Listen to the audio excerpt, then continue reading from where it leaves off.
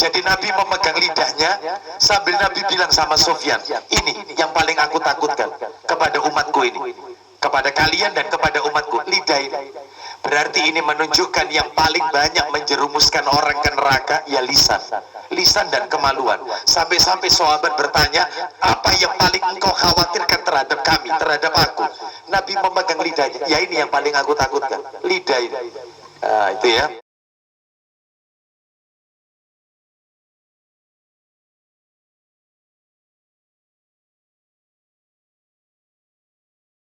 Syarrul umuri muhdatsatuha wa kullu muhdatsatin bid'ah wa kullu bid'atin dhalalah wa kullu dhalalatin finnar.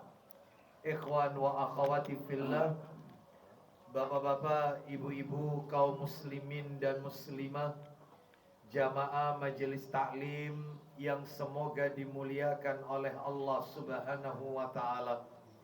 Kepada sahibul bait, keluarga Ibu Mia, khususnya Allah yarham Bapak Yudi, semoga Allah Subhanahu wa taala senantiasa merahmati beliau dan mengampuni dosa-dosa beliau serta melapangkan kubur beliau. Tidak ada kata yang patut kita ucapkan di pagi hari ini selain rasa syukur kita kepada Allah, nikmat-nikmatnya, sehingga kita dipertemukan kembali di majelis ini masih dalam rangka talabul ilmi, menuntut ilmu. Semoga niat Bapak Ibu, langkah kaki Bapak Ibu menuju ke majelis ini tercatat di sisi Allah sebagai pemberat timbangan amal kebajikan kita kelak di yaumil qiyamah. Bapak Ibu rahimani wa rahimakumullah, pagi hari ini kita akan lanjutkan pembahasan kita. Sebagaimana biasa, semestinya kajian kita berada di Ahad pekan yang keempat. Namun karena satu dan lain hal, kami uzur di Ahad pekan keempat bulan ini, sehingga alhamdulillah kami sampaikan jazakillah khairan kepada Ibu Mia yang telah memberikan waktu di Ahad yang ketiga untuk tetap diadakan kajian. Mudah-mudahan Allah Subhanahu wa taala memberikan kepada kita ilmu yang barokah.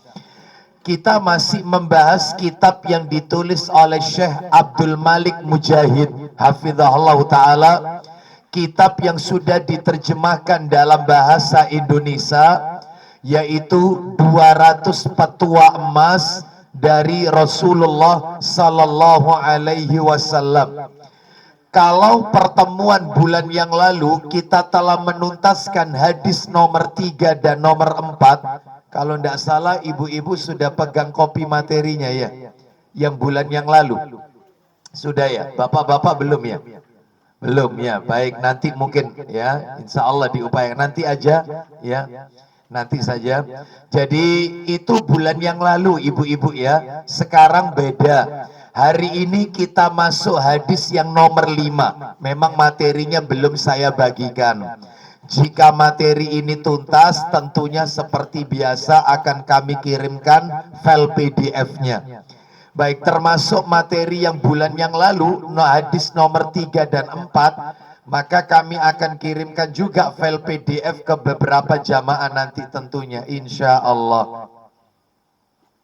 Baik, Bapak Ibu sekalian rahimani wa rahimakumullah. Hadis nomor 5 adalah hadis yang diberi judul dalam buku ini, yaitu diam terkadang termasuk iman. Jadi judulnya hadis nomor 5 ini diberi judul diam terkadang termasuk iman. Atau kalau boleh disingkat, diam itu bagian dari iman. Nah itu.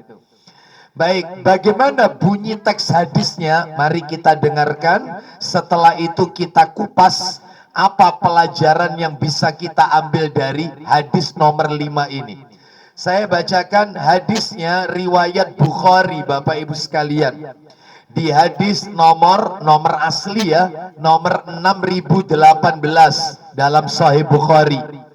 dan juga disebutkan dalam Sahih Muslim. Nomor aslinya 47, Bapak Ibu. Baik, saya akan bacakan saja hadisnya, atau juga bisa kita temukan dalam kitab Sahih Targhib wa Tarhib, yaitu jilid 5. Ini bisa dibagi ke sana.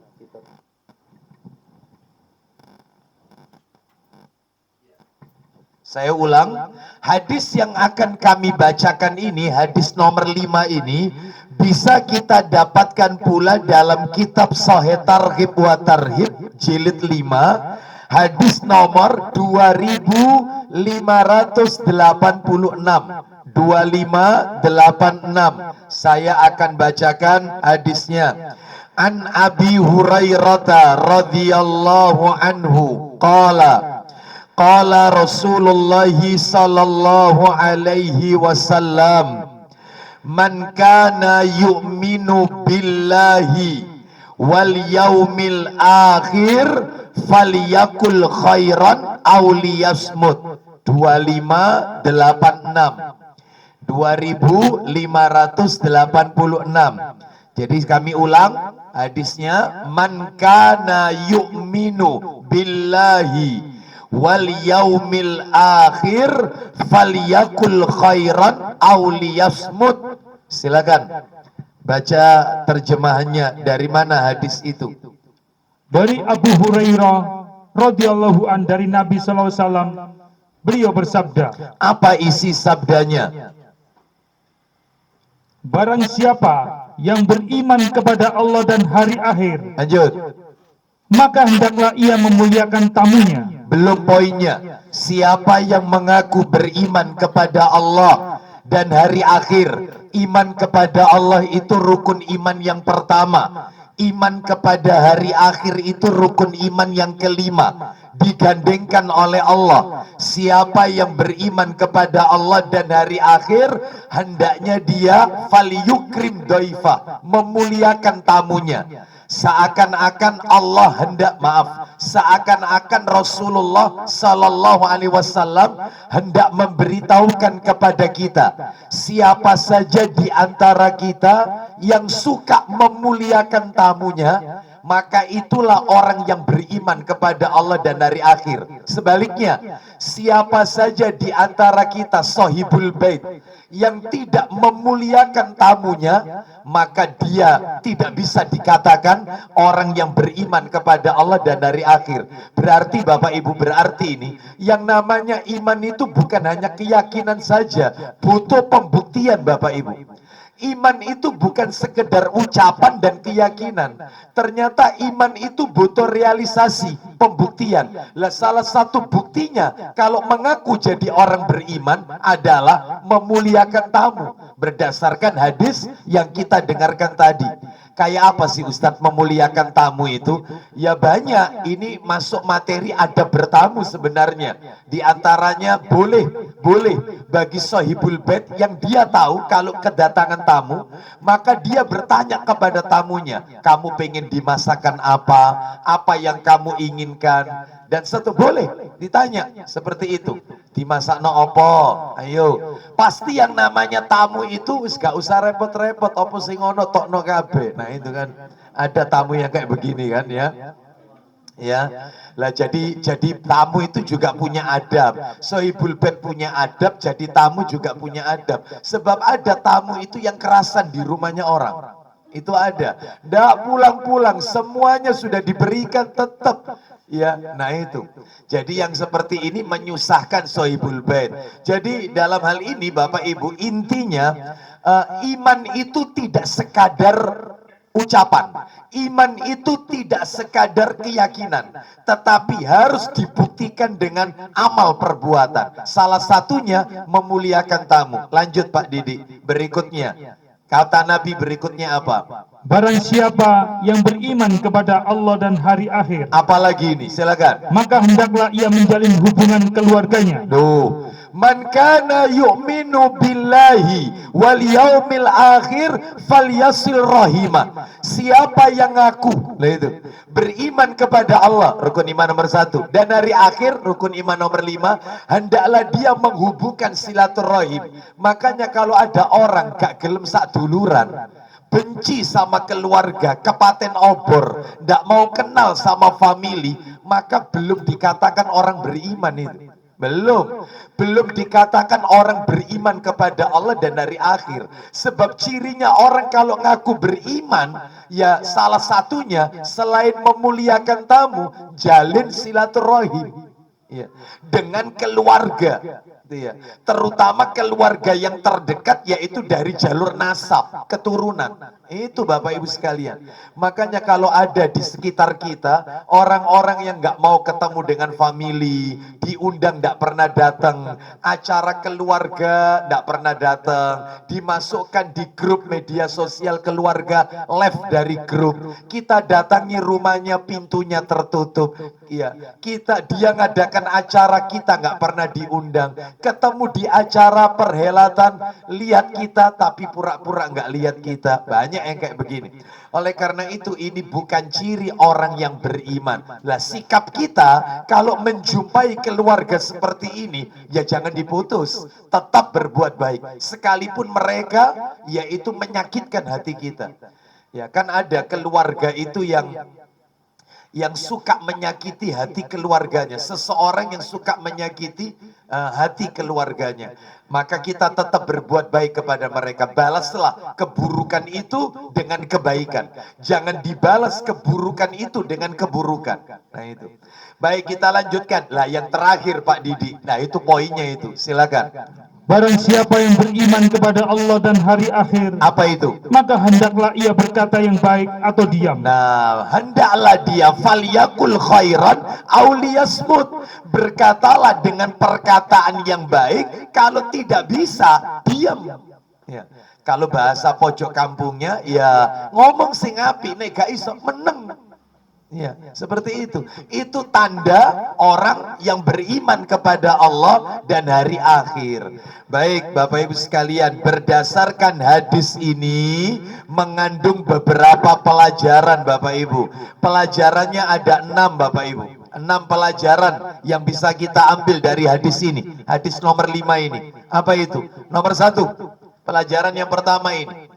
Ternyata di dalam Al-Quran, ya, di dalam Al-Quran disebutkan iman kepada Allah dan iman kepada akhir itu selalu diletakkan bergandengan, nggak pernah dipisah, nggak pernah. Jadi ternyata bukan hanya di hadis saja, di Quran itu mesti gandengan, yaitu iman kepada Allah dan iman kepada hari akhir. Contohnya di mana? Ayo kita buka ini, kita kasih contoh yang ada dalam Al-Quran. Mesti gandengan. Seperti ini Bapak Ibu, maaf. Seperti ayat tentang sholat dan zakat. Mesti gandengan. Wa aqimus sholat wa atuz zakat. Selalu bergandengan. Jadi satu ayat itu. Begitu juga iman kepada Allah dan iman kepada hari akhir. Selalu bergandengan. Dalil. Coba dibuka Quran surat nomor 2 Al-Baqarah. Surat Al-Baqarah.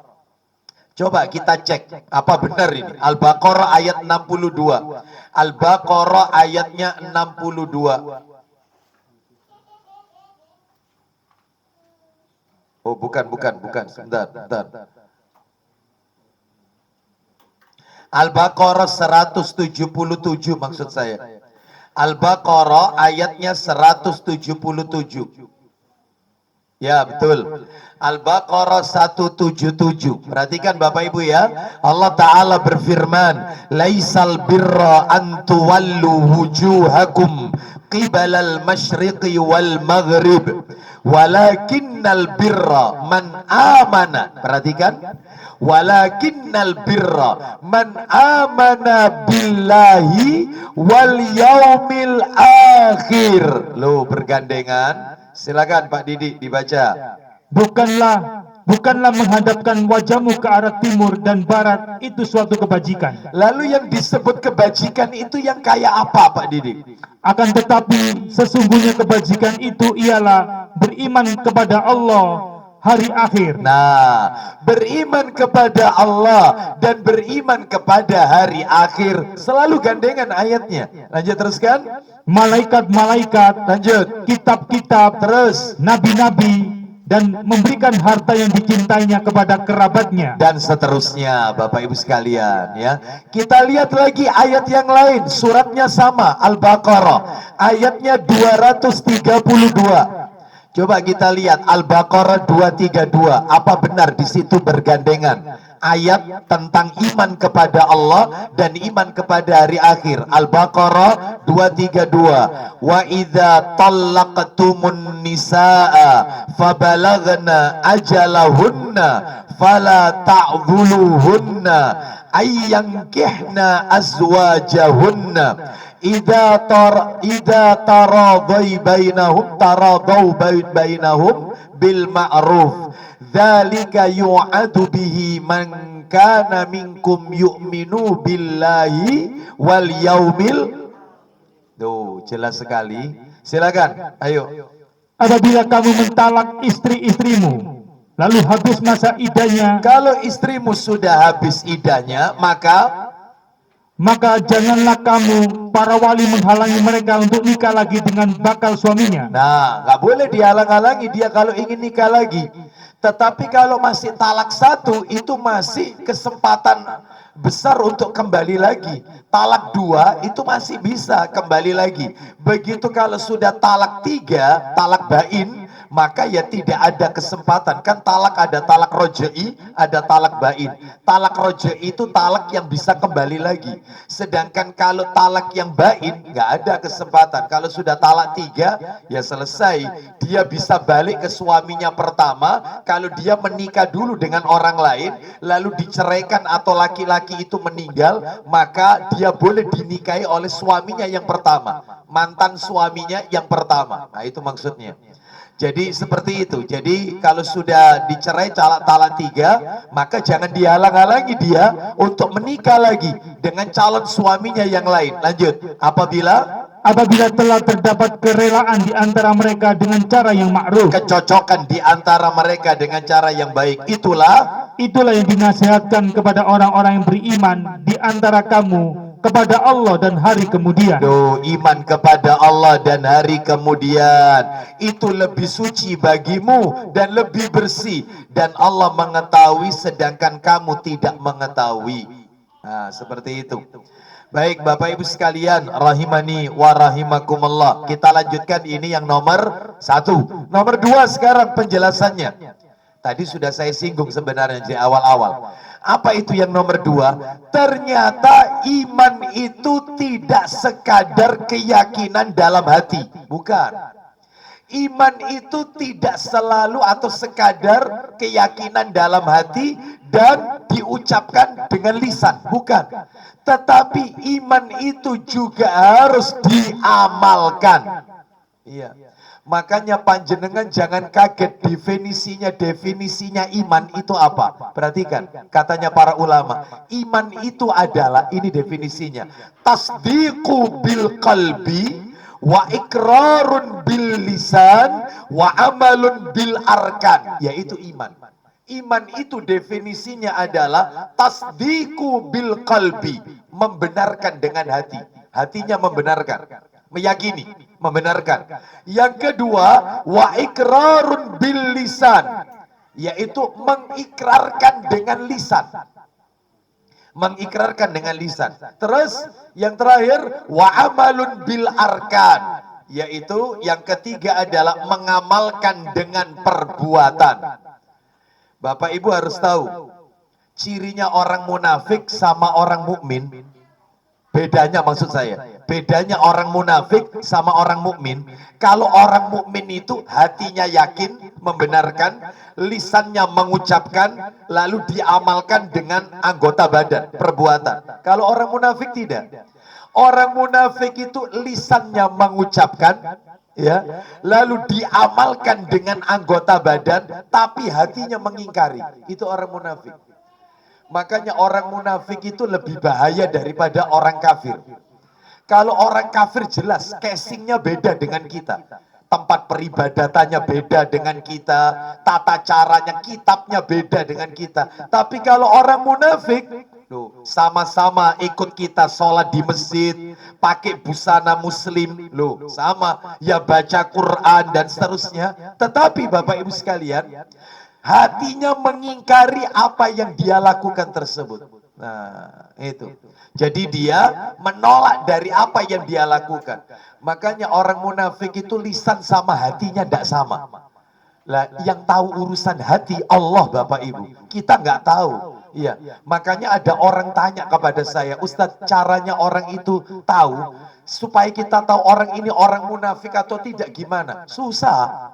Karena urusan hati yang tahu hanya Allah. Makanya apa kata Allah kepada Nabi kita? Engkau Muhammad tidak mengetahui mereka, tetapi kami mengetahui mereka. Ayo dibuka surat At-Taubah ayat 101.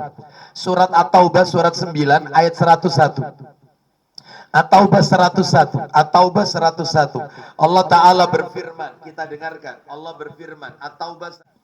Di antara orang-orang Arab Badui yang di sekelilingmu itu ada orang-orang munafik. No. Di antara orang-orang Arab Badui yang tinggal di sekitar Nabi itu ada orang munafik. Lanjut. Dan juga di antara penduduk Madinah. Ada orang munafiknya juga penduduk Madinah. Lanjut. Mereka keterlaluan dalam kemunafikannya. Nah, sekarang poinnya, baca Pak Didi. Kamu Muhammad tidak mengetahui mereka. Kamu Muhammad tidak tahu mereka, tetapi kamilah yang mengetahui mereka. Kenapa? Karena yang tahu urusan hati Allah Azza wa Jalla. Lanjut, teruskan. Nanti mereka akan kami siksa 2 kali, kemudian mereka akan dikembalikan kepada azab yang besar. Loh, berarti kalau gitu siksanya 3. Karena setelah Allah mengatakan nanti mereka kami siksa 2 kali, ujung-ujungnya kami akan kembalikan kepada azab yang besar. Lah, siksa 2 kali plus 1 itu apa? Berarti 3. Siksa yang 2 kali ini adalah siksa di dunia, yang nomor 2 siksa kubur, yang nomor 3 di akhirat, yaitu azab nerakanya Allah Azza wa Jalla. Itulah orang munafik. Oleh karena itu Bapak Ibu sekalian, maka kita berdoa kepada Allah, semoga Allah selamatkan kita dari sifat nifak. Nifak itu sifat kemunafikan, ya. Baik, saya lanjutkan ya, yang nomor 2 penjelasannya. Pak, Bu, mungkin Bapak Ibu bertanya dalam hati, Ustadz tadi mengatakan definisinya iman itu membenarkan di hati, mengucapkan dengan lisan, dan diamalkan dengan perbuatan. Maksudnya membenarkan dengan hati itu apa? Maksudnya adalah menerima dan tunduk semua yang dibawa oleh Rasulullah sallallahu alaihi wasallam. Sami'na wa ata'na. Tidak menolak. Tidak menolak. Apapun yang Nabi ajarkan, maka dia tidak menolak dalam hatinya. Dia terima, dia ridho, tunduk dengan ajarannya Rasulullah sallallahu alaihi wasallam. Lah, itu yang namanya membenarkan dalam hati. Maksudnya itu. Nah, itu ya. Terus kemudian yang kedua, yaitu maksudnya diikrarkan, diucapkan dengan lisan. Maksudnya mengucapkan 2 kalimat syahadat. Asyhadu an la ilaha illallah wa asyhadu anna Muhammad Rasulullah. Saya mau tanya kepada panjenengan, kita itu dalam sehari baca syahadat berapa kali? Ayo, ada yang tahu nggak? Sehari kita baca syahadat berapa kali? 10? 10 itu kapan saja? 10 itu. Ayo, sholat baca syahadat nggak sholat? Baca ketika tahiyat itu. Sholat 5 waktu berarti subuh 1 kali, duhur 2 kali, kan tahiyatnya 2 ya. Terus kemudian asar 2 kali, 5. Maghrib 2 kali, 7. Terus kemudian isya 2 kali, 9. Terus dengar azan tidak? Dengar azan tidak? Oh, azan baca syahadat tidak? Kalau muadzin mengucapkan asyhadu alla ilaha illallah, kita tirukan atau tidak? Loh, itu baca syahadat. Sudah, azan 5 kali. Belum qobliyah sama ba'diyah. Loh, sholat, belum tahajudnya, belum sholat duhanya, belum sholat tahiyatul masjidnya, belum zikir pagi, zikir petang, ada syahadatnya. Lu berarti kita itu banyak sekali baca syahadat, tapi kadang-kadang nggak paham makna rukun syarat dua kalimat syahadat. Ya, oleh karena itu maka yang dimaksud mengucapkan dengan lisan adalah membaca dua kalimat syahadat. Lah yang nomor tiga, mengamalkan dengan perbuatan maksudnya adalah diwujudkan dalam bentuk ibadah. Ya seperti yang Pak Didik tadi baca, kalau ngaku beriman, ya tolong muliakan tamu. Kalau mengaku orang beriman, ya tolong jalin silaturahim. Kalau mengaku jadi orang beriman, jaga lisannya. Kalau tidak bisa, lebih baik diam. Dan masih banyak lagi yang lain. Banyak. Ya, termasuk ada lagi yang begini. Ini. Man kana yu'minu billahi wal yaumil akhir falyu'dhi jarahu. Siapa yang mengaku beriman kepada Allah dan hari akhir, maka janganlah dia mengganggu tetangganya. Oh itu. Jadi kalau ada seorang muslim, dia suka buat resek sama tetangganya, bikin tetangganya tidak nyaman, parkir seenaknya. Kalau buang sampah tidak pernah ke tong sampahnya, ke sampah tetangga, karena dia tidak bayar iuran sampah soalnya. Kan banyak tetangga model kayak begini. Maka yang seperti ini bukan orang beriman. Lu Ustaz, sebentar Ustaz. Ustaz dari tadi mengatakan bukan orang beriman, berarti lawannya iman kan kafir. Bukan. Itu khawarij. Khawarij itu bermudah-mudahan mengkafirkan orang. Tetapi pemahaman Ahlussunnah, kalau dia bukan beriman, derajatnya turun. Dia muslim. Makanya Bapak Ibu ada tahapan orang beragama itu. Muslim, mukmin, muksin. Islam, iman, ihsan. Beda sama sufi, tasawuf. Mereka tahapan beribadahnya syariat, thariqat, hakikat, makrifat. Jadi menurut mereka, kita, saya dan panjenengan ini itu masih syariat, masih sholat, masih puasa itu syariat. Mereka kalau sudah makrifat, istilahnya mereka itu makrifatullah, manunggali kawula Gusti. Allah sudah menyatu dalam hatinya, mereka tidak sholat.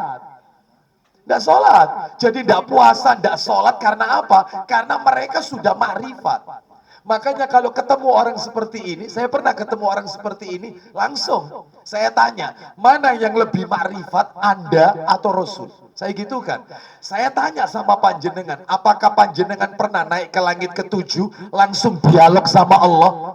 Ya nggak pernah, Rasul dialog. Isra Mi'raj, langit ke-7. Apakah pernah Anda kedatangan malaikat Jibril, Anda dialog sama Jibril? Ya nggak pernah. Sekarang saya tanya, mana lebih ma'rifatullah, Anda atau Rasul? Ya Rasulullah lebih ma'rifat. Rasul mau wafat masih sholat. Rasul mau wafat masih sholat. Lah kok ada orang model kayak sampean? Nah, kayak itu kan, gemes saya itu. Gemes gitu loh, gemes. Iya, ya gak oleh ngamuk itu, gak oleh aja nih ya. Kudu sabar Ustaz itu ya. Tapi gemes gitu loh ya. Kok ada Rasul itu lebih makrifat? Kok sholat? Kok Anda nggak sholat gitu loh? Ya. Jadi ternyata dicuci otaknya Bapak Ibu sekalian. Jadi mereka ini untuk jalani makrifat harus melakukan khulu. Bapak Ibu tahu khulu? Mohon maaf, bukan khulu. Ini apa ini? Solo. Ya. Solo, Bapak Ibu sekalian, sulak itu. Nah, ini model girun ini ya. Itu sulak. Solo. Bapak Ibu tahu Solo? Kalau saya pernah dengar dari mereka ini, yaitu masuk ke satu ruangan yang gelap, jadi dalam keadaan tidak makan, tidak minum sekian hari. Ya tergantung kekuatannya. Untuk mencapai derajat yang yaitu makrifat atau hakikat atau makrifat. Itu mereka. Kita nggak perlu, kita cukup melakukan perintahnya Nabi. Ramadan sebulan penuh, itu pun juga pakai sahur, pakai berbuka. Ada lagi ditambah Senin Kamis. Itu Bapak Ibu. Jadi saya ulang lagi, tingkatan orang beragama itu cuma modelnya 3. Diingat-ingat ya, tingkatan orang beragama itu cuma 3. Awalnya Islam, naik ke atas iman, orangnya disebut mukmin, naik ke atas ihsan, orangnya disebut muhsin. Islam, iman, ihsan. Muslim, mukmin, muhsin. Lah sekarang saya tunjukkan, orang Islam belum tentu mukmin, belum tentu. Belum tentu. Orang Islam belum tentu mukmin, tapi orang mukmin pasti Islam, Muslim. Mana dalilnya? Pak Didi, surat 49 Al-Hujurat. Surat 49 Al-Hujurat, ayatnya ayat 14. Al-Hujurat ayat 14. Allah berfirman, surat 49 ayat 14. Kita dengarkan ya, Allah berfirman di situ. Coba silakan. Surat 49 Al-Hujurat ayat 14. Silakan. Orang-orang Arab Badui itu berkata, Iya. kami telah beriman. Tuh, orang Arab Badui berkata, kami telah beriman. Apa kata Allah? Katakanlah Muhammad, Katakan Muhammad kepada mereka, kamu belum beriman. kamu belum beriman. Kenapa? Tapi katakanlah, kami telah tunduk. Maksudnya Islam. Kami telah Islam. Lanjut teruskan. Karena iman itu belum masuk ke dalam hatimu. Duh, iman itu belum masuk ke dalam hatimu. Berarti Islam belum tentu iman. Iman pasti Islam. Lah level tinggi ihsan. Apa itu ihsan? Ihsan itu sudah merasakan kehadiran Allah dekat dalam hidupnya. Jadi apapun yang dia kerjakan itu selalu takut kepada Allah. Semua yang saya kerjakan ini dilihat Allah. Makanya ihsan itu beribadah kepada Allah seakan-akan kita melihat Allah. Jika kalian tidak bisa melihat Allah, kata Nabi, maka tanamkan dalam hatimu Allah melihat dirimu. Makanya orang kalau sudah levelnya ihsan, nggak ada korupsi, nggak ada korupsi, ya. Terus kemudian nggak ada yang namanya selingkuh, nggak ada. Kenapa? Karena dia merasa, yaitu dia tanamkan dalam hatinya Allah melihat dirinya. Ya, maka kalau yang seperti ini selalu kita tanamkan kepada putra putri kita, Bapak Ibu, sejak kecil, maka Masya Allah ini sampai besar dia pun juga akan tertanam dalam hidupnya selalu dilihat oleh Allah. Ya, dilihat oleh Allah, sehingga dia tidak akan melakukan hal-hal yang dimurkai oleh Allah Azza wa Jalla. Ya, baik, kita lanjutkan. Ya, saya pernah melihat yang seperti ini. Yaitu satu saat, cerita sedikit, satu saat saya sholat duhur di sebuah masjid. Rupanya di situ, di masjid itu ada lembaga pendidikannya. Ya, di situ ada TK, ada SD, gitu ya. Lah ternyata ketika sholat duhur itu gurunya mengajarkan siswa-siswinya, ini anak didiknya itu sholat duhur. Panjenengan kan tahu, anak kecil diajari sholat kan ributnya setengah mati. Saya lihat di situ, Masya Allah gurunya bagus. Saya tertarik sama ajaran yang dia lakukan oleh si guru ini. Saya perhatikan aja. Saya di teras itu saya perhatikan aja. Jadi namanya anak kecil ketika sholat usrak yang ini begini. Gurunya cuma bilang gini, ayo anak-anak, Allah maha melihat. Allah lihat apa yang kita lakukan. Allah melihat apa yang kita, itu diam langsung. Meskipun ada yang ngomong, Allah lihat, Allah lihat.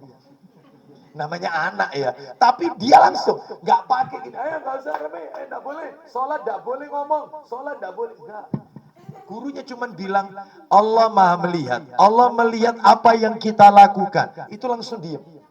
Masya Allah, mulai kecil sudah ditanamkan tentang Allah. Allah hadir dalam hidup kita. Itu kalau sampai besar, maka dia akan tertanam apapun yang dia lakukan. Allah pasti melihat yang saya lakukan, yang saya ucapkan, yang saya perbuat. No, itu ya. Jadi penting masalah ini. Ya, kita lanjutkan. Yang sekarang nomor berapa? Nomor 3. Ya, pelajaran nomor 3. Loh, dalilnya di mana Ustadz untuk yang nomor 2? Apa ndak dikasih dalil? Tidak, itu tadi perkataan para ulama. Yang saya katakan definisi iman tadi. Definisi iman. Ternyata iman itu tidak sekadar keyakinan dan ucapan, tapi butuh pembuktian. Ya, butuh pembuktian. Kita lanjutkan. Jadi bukan hanya sekedar klaim, tapi butuh pembuktian. Sekarang yang nomor 3, pelajaran nomor 3. Berlebih-lebihan dalam berbicara. Loh, orang itu kalau ngomong terlalu berlebihan. apa ya, kira-kira kalau ngomong terlalu berlebihan itu ya ake omongin lah gitu ya. Pernah ya? Nah ini bahasa asem rawong gedabrus katanya ya, itu. Iya, gedabrus ya, ngegombal atau macam-macam lah ya. Berlebih-lebihan dalam pembicaraan itu dapat menyebabkan kehancuran. Orang itu kalau ngomongnya, kecuali kalau ngomongnya banyak bermanfaat, nggak apa-apa. Ya, itu kayak penceramah ngomongnya kan harus banyak ya, bermanfaat ya, seperti itu. Ini mohon maaf, kalau misalnya itu tidak bermanfaat, maka akan mendapatkan kehancuran. Sedangkan orang yang menjaga pembicaraan sedikit ngomong, ya, sedikit banyak diemnya dia, banyak diemnya, maka itu jalan keselamatan, jalan keselamatan. Ustadz ada dalilnya kalimat ini? Ada. Dalilnya pendek Bapak Ibu. Pendek, panjenengan tak kasih waktu tidak sampai 1 menit bisa menghafalkan. Pendek sekali dalilnya. Nabi bilangnya begini, man somata naja. Itu toh. Man somata naja. Ayo gimana bunyinya? Tuh, nggak sampai berapa detik itu bisa. Apa itu artinya Ustadz? Pak Didi, Sahih Targhibnya dibuka. Dalilnya ada di situ soalnya. Sahih Targhib nomornya 2874. Jilid 5. 2874. 2874 riwayat At-Tabrani dan Tirmidzi dari Ibnu Amr, ya, Abdullah bin Amr bin Al-As radhiyallahu anhuma, man somata naja. Bunyinya cuman gitu. Ya, kita dengarkan apa artinya man somata naja. Silakan Pak Didi dari Ibnu Umar radhiyallahu anhuma. Bukan Ibnu Umar, Ibnu Amr. Dari Ibnu Amr Ya. radhiyallahu anhuma bahwasanya Rasulullah SAW telah bersabda, Isinya, barang siapa yang diam maka dia selamat. tuh, ya. Man somata naja. Siapa yang banyak diamnya, maka dia pasti selamat. Ya. Ada peribahasa apa itu? Diam itu emas. Oh, ya. Tapi tentunya bukan diam ketika melihat kemungkaran, bukan. Nanti saya akan jelaskan. Jadi intinya pelajaran nomor 3 ini adalah orang yang tidak bisa jaga lisannya, ya, artinya banyak ngomongnya, maka itu penyebab kehancuran. Tetapi orang yang sedikit bicara, menjaga pembicaraan, maka itu jalan keselamatan. Seperti itu. Makanya Bapak Ibu sekalian, Nabi itu adalah sosok, yaitu seorang Rasul, manusia terbaik sejagat alam raya ini, yang telah memberikan suri tauladan kepada kita. Beliau itu nggak banyak ngomong. Beliau itu kalau ngomong sedikit, tetapi maknanya mendalam. Makanya Nabi itu dikaruniai oleh Allah. Nabi sampai bilang begini, aku diberi 5 keistimewaan oleh Allah yang tidak diberikan nabi-nabi sebelumnya. Salah satunya, aku diberi oleh Allah jawamiul kalim, ucapan yang ringkas tapi maknanya padat, mendalam. Itu disebut jawamiul kalim. Ucapan yang pendek, ucapan yang ringkas tapi maknanya mendalam. Makanya Rasul itu kalau bersabda tidak panjang-panjang, singkat-singkat tapi maknanya mendalam. Nah, kita jadi orang tua juga gitu. Orang tua itu kalau ake omongi, biasanya kadang nggak sama anaknya nggak didengarkan. Ya, singkat aja. Ya, tetapi punya makna yang mendalam.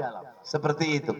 Nah, jadi ini yang nomor 3, nomor 4. Nah, nomor 4 ini. Pelajaran nomor 4. Pelajaran nomor 4. Ya. Pelajaran nomor 4 adalah wajib berbicara saat dibutuhkan. Berbicaralah saat dibutuhkan. Khususnya jika tujuannya menerangkan kebenaran. Oh iya, harus angkat bicara, yang benar. Jangan diam. Ya. Khususnya jika bertujuan menerangkan kebenaran dan beramar ma'ruf nahi mungkar. Amar ma'ruf nahi mungkar. Seperti itu. Mana dalilnya? Mana dalilnya? Yaitu tentang hal ini. Dalilnya silakan dibuka Sahih Muslim. Atau Sahih Targhib aja deh. Sahih Targhib.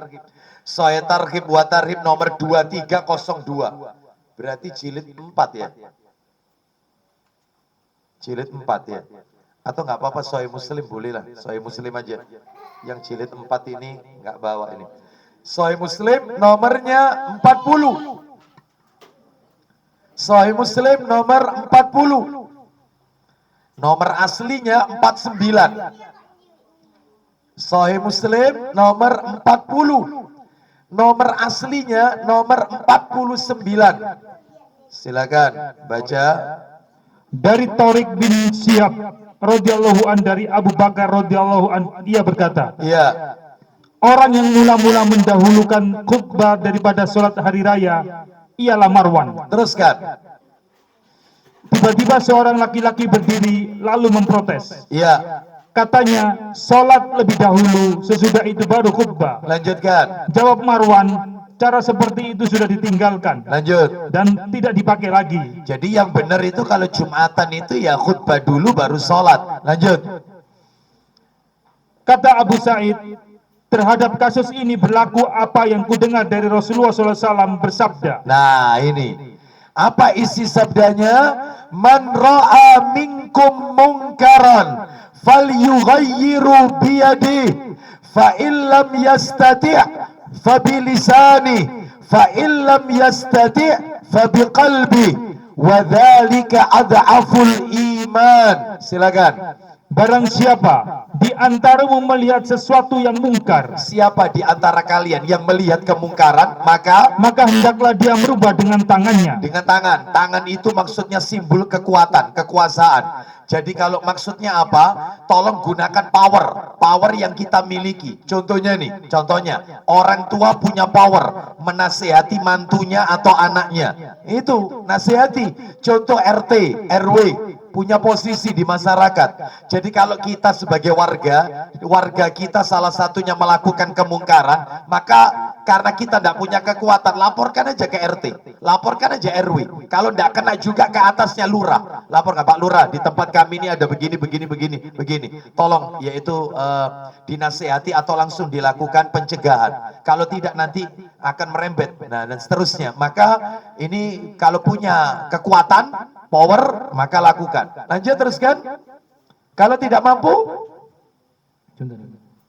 maka hendaklah dia merubah. Jika dia tidak sanggup, maka dengan lidahnya. kalau dia tidak sanggup, dia tidak punya kekuatan, maka dengan lisan. Caranya dinasehati. Itu pun ada tata caranya, tidak di depan orang banyak, secara empat mata. Nasihatnya pun dengan bil hikmah, dengan bijak. Itu ya.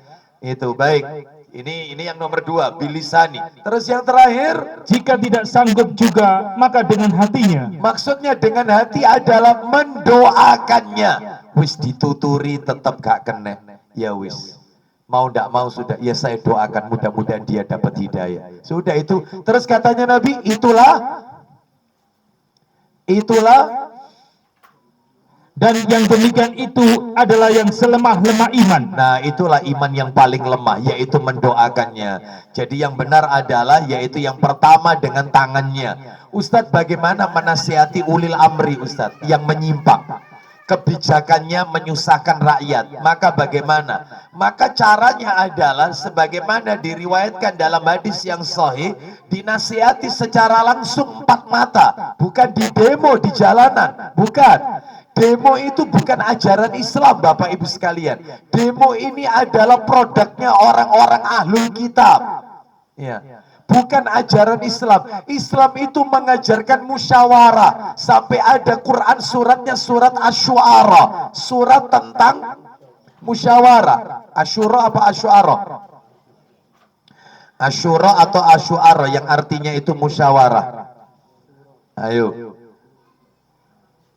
Ya, Asyura, ya, Asyura, ya. Kalau Asy'ara itu penyair, Bapak Ibu. Kalau Asyura itu bermusyawarah, ya. Kalau Asy'ara itu kan surat nomor 26.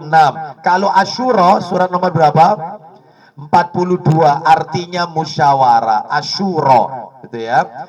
Baik Bapak Ibu sekalian, rahimani wa rahimakumullah. Jadi nasihati dengan cara yang benar, menasihati ulil amri. Tidak namanya itu di apa ini?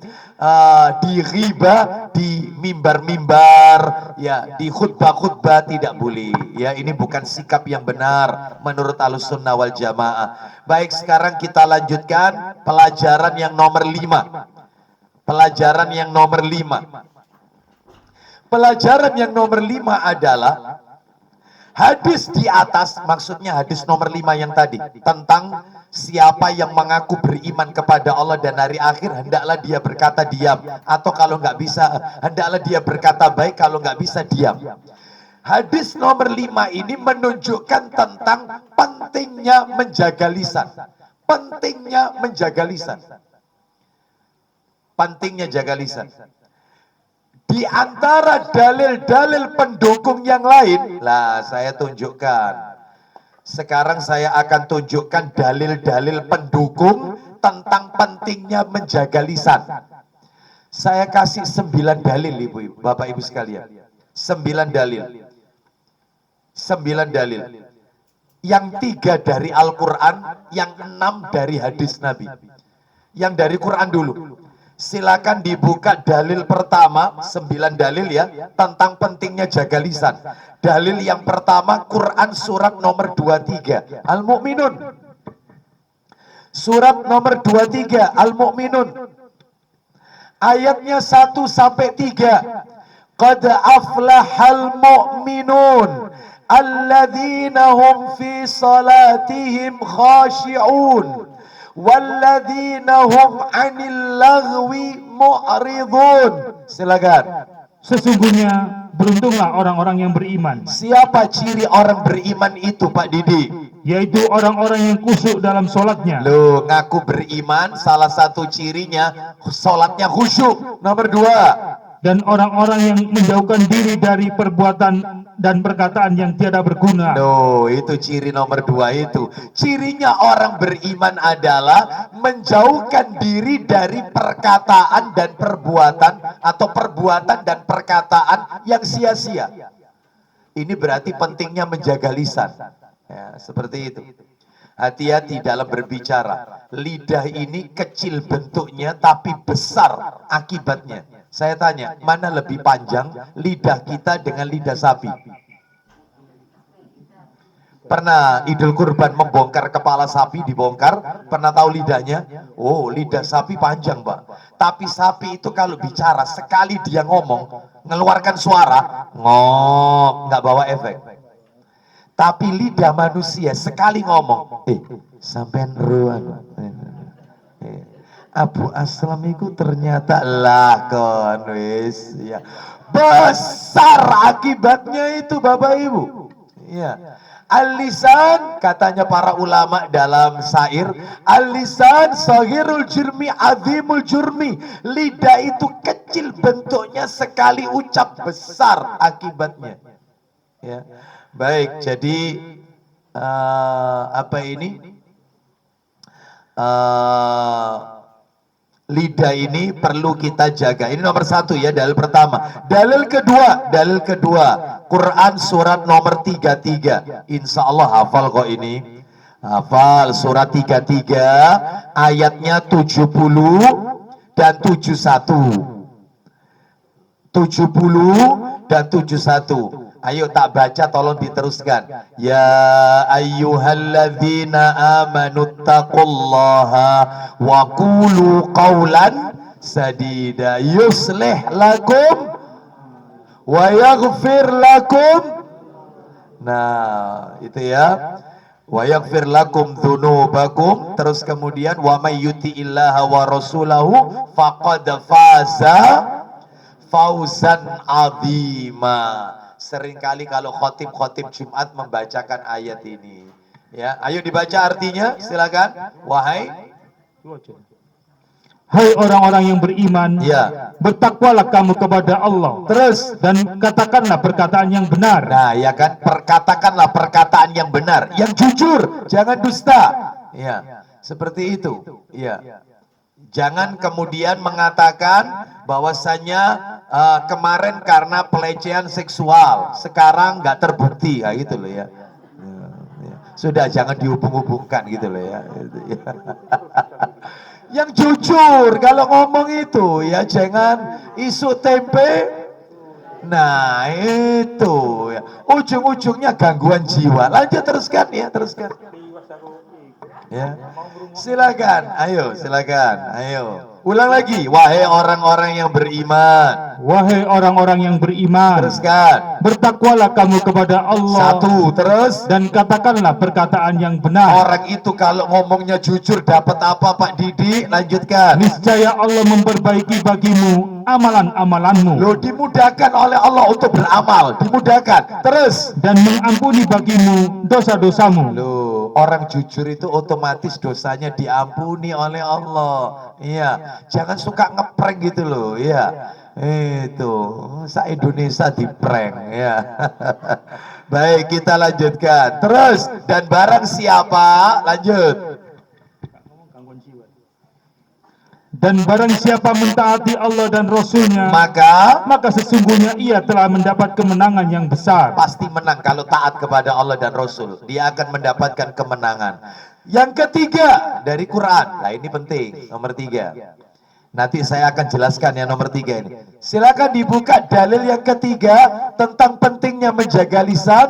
Quran surat 50. Qaf. Surat 50 Qaf. Surat nomor 50 Qaf.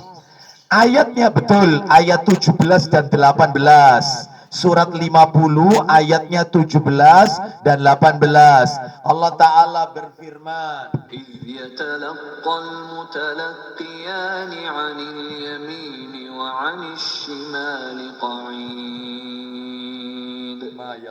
ما يلفظ من قول إلا لديه رقيب عتيد. ada kata-kata raqib dan atid. Silakan, ayo. 17-18. Betul, 17-18. Yaitu ketika dua orang malaikat mencatat amal perbuatannya. Dua malaikat mencatat amal perbuatannya. Yang satu, Seorang duduk di sebelah kanan, Terus? dan yang lain duduk di sebelah kiri. tiap manusia ada malaikat penjaganya. Nanti tak tunjukkan totalnya manusia itu dijaga berapa malaikat. Satu manusia. Lanjut, teruskan. Tiada suatu ucapan pun yang diucapkannya, melainkan ada di dekatnya malaikat pengawas yang selalu hadir. Baik, Bapak Ibu sekalian, di sini ada kata-kata raqib dan atid. Ternyata raqib dan atid itu bukan nama malaikat, Bapak Ibu. Bukan. Tidak ada kata atau nama malaikat raqib, malaikat atid. Seringkali kita kan mulai kecil mungkin diajarkan malaikat raqib, malaikat atid, mencatat kebaikan sama mencatat keburukan. Itu bukan nama malaikat. Raqib dan atid itu ternyata nama sifat atau tugasnya malaikat. Bukan nama malaikatnya, nama sifatnya atau tugasnya. Jadi kata Ibnu Katsir, nih saya tunjukkan siapa raqib ini. Raqib ini adalah malaikat yang sifatnya atau tugasnya mengawasi. Tugasnya ngawasi. Tugas, bukan nama ini, bukan nama, tugas ngawasi. Sedangkan kalau atid itu tugasnya selalu hadir di sisi manusia, tidak pernah absen. Dia selalu hadir, nggak pernah absen. Ulama beda pendapat. Apakah termasuk orang masuk toilet, malaikat itu juga ikut masuk? Pertanyaannya, apakah ketika orang itu kalau buang hajat, malaikat ini yang satu ini katanya tidak pernah absen, apakah juga ikut masuk? Maka sepakat para ulama berdasarkan dalil bahwasannya kalau sudah dikatakan malaikat yang selalu hadir, maka tetap selalu satunya mengawasi, satunya selalu hadir. Yang atid ini ya selalu, ya entah dalam keadaan apapun itu, ya. Seperti itu. Sehingga dalam hal ini raqib dan atid bukan nama malaikat. Sebagaimana juga malaikat Israel, malaikat pencabut nyawa, itu juga nggak ada. Yang ada itu namanya adalah malakul maut, malaikat pencabut nyawa. Jadi bukan malaikat Israel. Memang mulai kecil guru-guru kita dulu mengajarkan malaikat pencabut nyawa itu Israel. Ya semoga Allah muliakan guru-guru kita. Ya Allah berikan hidayah, Allah ampuni dosa-dosanya. Ya baik. Jadi apapun itu kita pernah menimba ilmu kepada mereka. Ya maka kita wajib berterima kasih kepada mereka. Baik kita lanjutkan. Sekarang saya tunjukkan. Setiap manusia, tiap orang nih, saya, bapak-bapak, semuanya, ibu-ibu, tiap orang itu ada 4 malaikat, ya, 4 malaikat siang dan 4 malaikat malam yang jaga manusia. Setiap orang ini, siang ada 4 malaikat, malamnya 4 malaikat, silih bergantian. 4 ini bergantian. Dalilnya di mana? Tak kasih 2 dalil. Dalil pertama, coba dibuka Quran surat nomor 13, Ar-Ra'du. Ar-Ra'du dibuka surat 13 Ar-Ra'du. Ar-Ra'du ayat 10. Ar-Ra'du ayat 10. Surat Ar-Ra'du ayat 10 dan 11.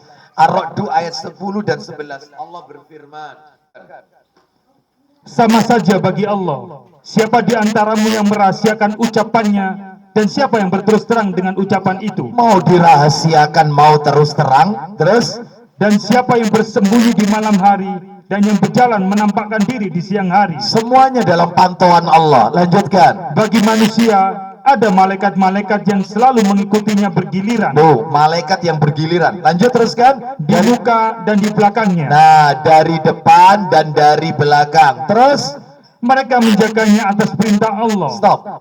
Dari depan belakang. Siang ada 2, malam ada 2. Yang depan sama belakang. Depan belakang tiap manusia. Siang ada sendiri, malam ada sendiri. Siang 2, malam 2. Sekarang tak tambahkan dalil yang tadi. Quran surat 50 ayat 17 sama 18 yang tadi. Raqib dan Atid. Tiada satupun ucapan yang diucapkannya melainkan ada di dekatnya malaikat pengawas yang selalu hadir. 17 dan 18-nya. Surat 50 ya. Surat 50. Qaf. Surat 50 yang tadi. Ya. 17 dan 18. Ya. Tidak ada satupun kata yang diucapkannya melainkan ada di sisinya kanan kiri ya, melainkan pengawas yang selalu siap mencatat, yaitu Raqib dan Atid tugasnya, bukan nama malaikat. Maka dalam hal ini yaitu siang ada 2 lagi, malam ada 2 lagi. Berarti totalnya tiap manusia itu ada 4 malaikat siang, ada juga 4 malaikat malam yang tugasnya terus bergiliran. Terus seperti itu. Ada yang tanya, Ustadz, malaikat yang tadi yang ditaruh depan sama belakang, itu tugasnya apa Ustadz? Tugasnya itu adalah apabila seseorang itu dia akan mendapatkan musibah atau apa, maka kalau memang takdirnya orang itu tidak kena musibah, maka malaikat ini punya peran. Sehingga seringkali kita lihat atau kita dengarkan, yaitu di masyarakat kita, ada orang itu kena musibah, menurut kita mati orang ini. Mati ini bala, ini mati ini. Ternyata sehat, selamat, nggak kena apa-apa. Karena malaikat yang ada di depan itu yang tugasnya adalah melindungi sesuai perintah Allah. Tetapi kalau memang takdir yang tertulis untuk orang ini adalah harus cilaka, maka kata tafsir Ibnu Katsir, malaikat ini langsung berlepas kena orang ini. Sehingga dia luka-luka, ada yang meninggal, ada yang kecelakaan dan seterusnya. Dia lepas. Karena memang takdir yang tertulis untuk orang ini, dia harus celaka. Seperti itu. Tapi kalau takdirnya tidak celaka, sekalipun yaitu kondisinya ini adalah sangat berat, maka dia sehat walafiat. Banyak sekali tabrakan beruntun, kendaraan hancur, orangnya nggak apa-apa. Sehat, nggak apa-apa, nggak lecet ya nggak apa. Sampai nggak apa-apa, hancur kendaraannya padahal. Iya, seperti itu. Oleh karena itu, Bapak, karena memang takdirnya belum tertulis ke situ. Ya. Oleh karena itu, maka sesuai semuanya itu sesuai dengan ketetapan Allah Azza wa Jalla. Baik, jadi ini yang nomor 5. Sekarang nomor 6. Nomor 6 pelajaran yang terakhir ini yang agak panjang.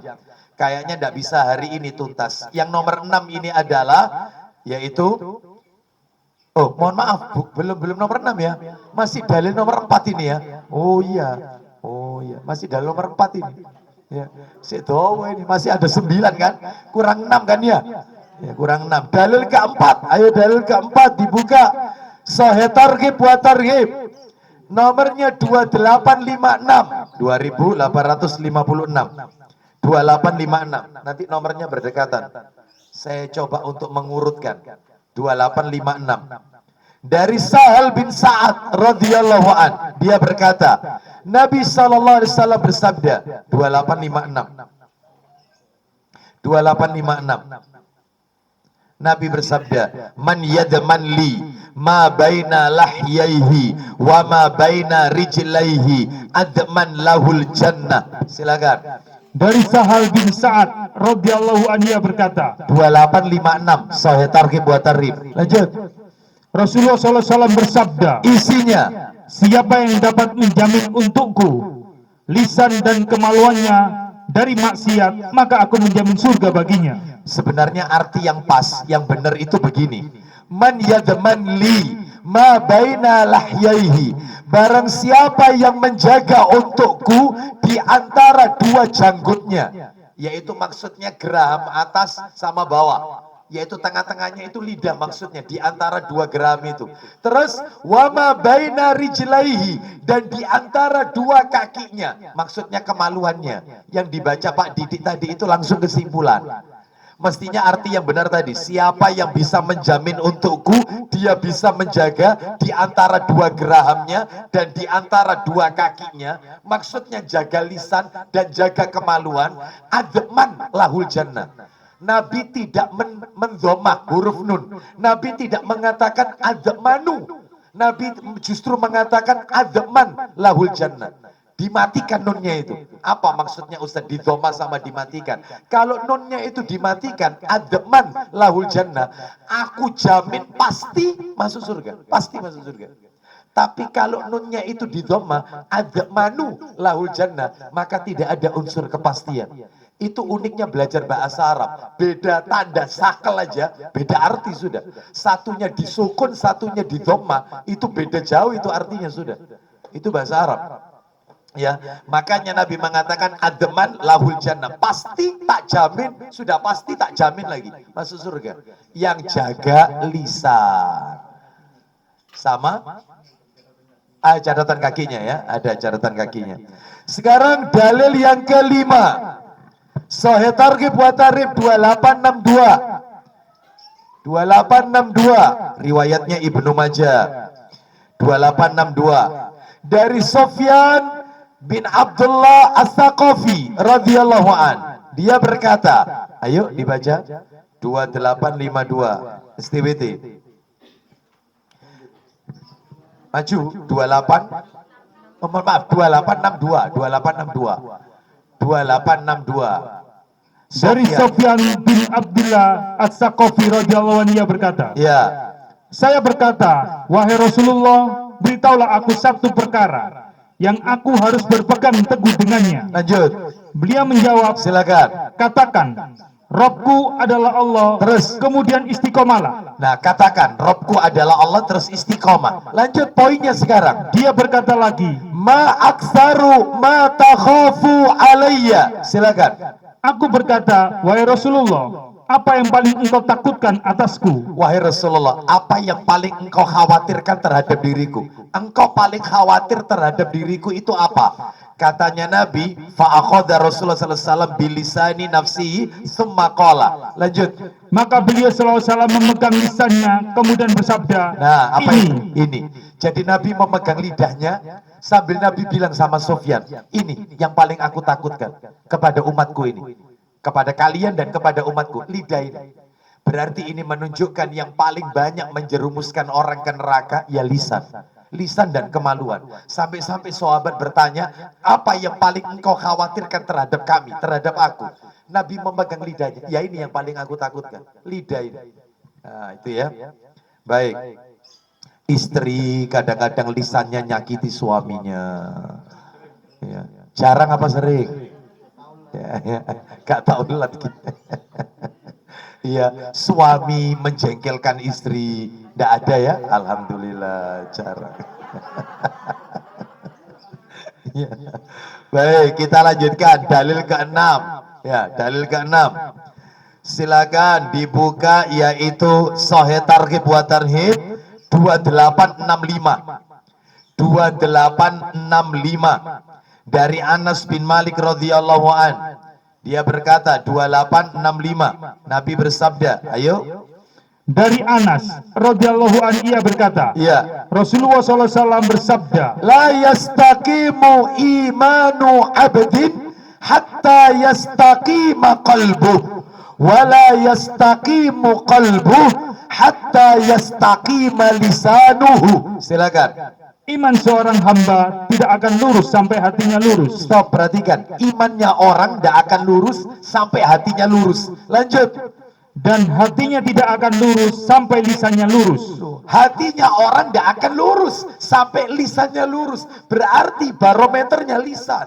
Orang itu kalau lisannya suka jujur, ya, lurus, ya, kata-katanya baik, maka hatinya itu cerminan dari hatinya. Orang kalau kepingin tahu hati ini wong iku elek atau apik, lihat lisannya.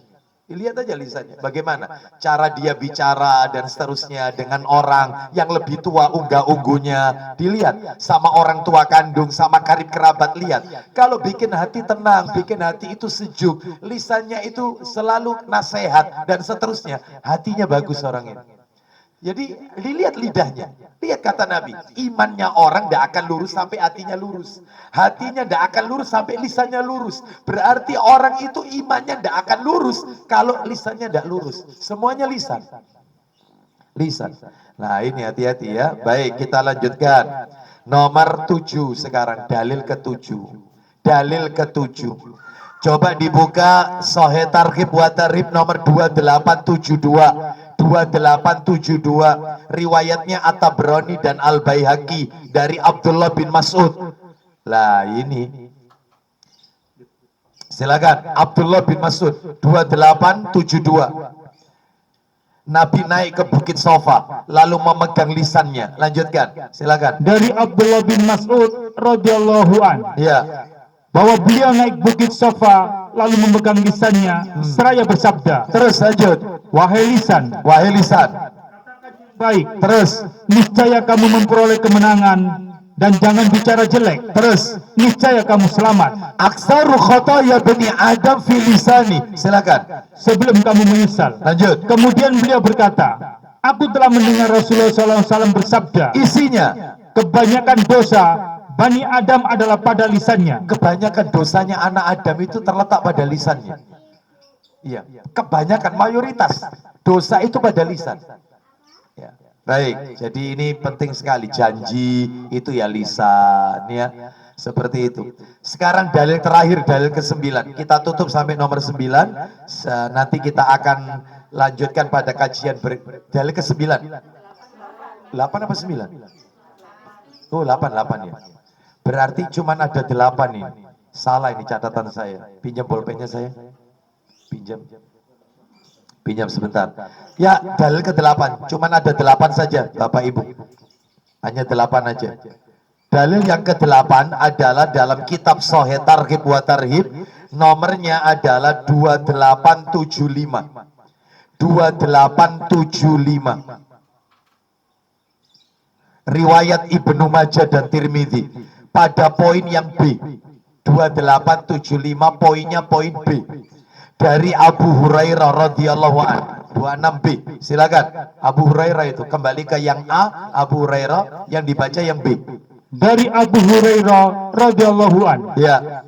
sesungguhnya seorang lelaki berbicara satu kata yang mana dia mendukanya tidak berdosa. Innar rajula la yatakallama bil kalimati la yara biha ba'san. Ulang lagi, sesungguhnya Seorang lelaki berbicara satu kata yang mana dia mendukanya tidak berdosa. yahwi biha sab'ina kharifan. Lanjut. Namun perkataan tersebut menjerumuskannya sejauh perjalanan 70 tahun. Nah, jadi Bapak Ibu sekalian, Nabi menceritakan ada seseorang itu yang enteng kalau ngomong, enak kalau ngomong itu seenaknya. Dan dia merasa itu tidak dosa, padahal kata-katanya itu menjerumuskan dia masuk ke dalam neraka selama 70 tahun. Masuk nerakanya itu bukan 70 hari, 70 tahun. Sedangkan satu harinya itu 1000 tahun. Satu hari 1000 tahun. Ini 70 tahun Bapak Ibu sekalian. Seperti itu. Gara-gara enak kalau bicara. Padahal, ya mohon maaf. Seperti misu. Ya kata-kata keji, kotor. Ya kan ada orang itu dikit-dikit itu misu. Ya kadang-kadang kaget itu loh, kaget. Mesu, ya, omongnya itu kotor. Dia menganggap itu sesuatu yang lumrah, biasa. Bahkan dalam pertemanan, Arek Surabaya kalau ketemu itu ndak enak kalau ndak ngomong kayak begitu. Ya apa rek? Oh, itu pakai so gitu ya. Itu pakai so gitu ya. Itu dianggap biasa itu. Itu padahal itu kata-katanya bisa memasukkan dia ke dalam neraka 70 tahun. Hati-hati lisan ini. Ya, hati-hati. Baik, jadi lidah ini kecil tak bertulang. Ya, seperti itu. Ya betul ya. Lidah ini tak bertulang, tapi sekali ucap, aduh, dampaknya besar. Baik, saya cukupkan sampai di sini. Maka 8 dalil sudah saya sampaikan. Tinggal pelajaran yang nomor 6. Pelajaran terakhir. Apa pelajaran nomor 6? Ditulis saja dulu judulnya. Nanti penjelasannya kajian berikutnya. Apa yang nomor 6? Lisan-lisan yang berujung dosa dan neraka. Ya. Lisan-lisan yang berujung dosa dan neraka diantaranya adalah lisan-lisan yang berujung dosa dan neraka diantaranya adalah ada 32. Oh, banyak ya. Wah, oke, apa saja ini perkataan-perkataan yang bisa menjerumuskan kita dengan dosa, bahkan neraka ancamannya. 32 Bapak Ibu. Termasuk nanti sumpah palsu, dikit-dikit demi Allah padahal dusta lah itu ya. Termasuk banyak-banyak ghibah. Wah, apalagi ghibah ya. Itu lezat ghibah itu ya.